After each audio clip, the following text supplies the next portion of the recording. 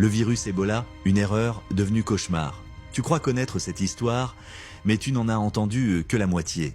Ebola. Rien qu'en entendant ce mot, tu penses à une maladie mortelle. Des combinaisons jaunes, des quarantaines, la peur. Mais sais-tu d'où vient vraiment le virus Ebola?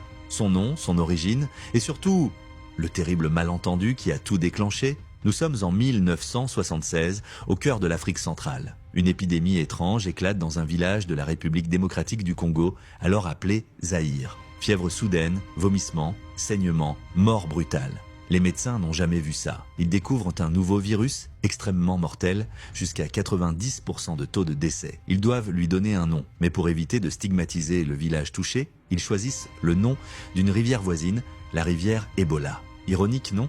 Une simple précaution diplomatique va rendre le mot Ebola célèbre dans le monde entier. Le virus Ebola est un filovirus, long et tordu comme un ver. Il vit en secret, sans faire de bruit, dans un hôte naturel, la chauve-souris frugivore. Mais parfois, il franchit la barrière. Il infecte des singes, des antilopes ou pire, l'homme. La transmission, contact avec le sang, les fluides corporels, les cadavres, une simple blessure suffit. Et une fois dans le corps, c'est une course contre la montre. Les symptômes commencent comme une grippe. Fièvre, fatigue, douleur, puis tout s'accélère. Vomissements, diarrhée, saignements internes. Le corps se retourne contre lui-même, les organes lâchent.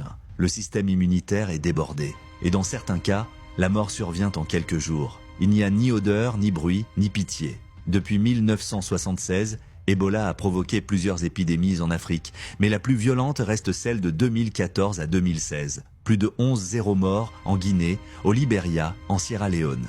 Des villes vides, des familles détruites, et le monde entier qui retient son souffle. Ce virus a même failli provoquer une crise mondiale. Et pourtant, peu de gens connaissent ses vraies origines. Aujourd'hui, grâce à la recherche, il existe des vaccins expérimentaux et des traitements prometteurs. Mais le combat n'est pas fini.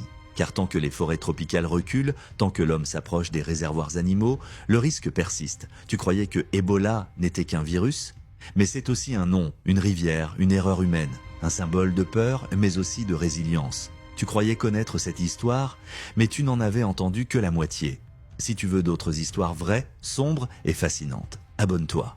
Et surtout, partage cette vidéo avant qu'elle disparaisse.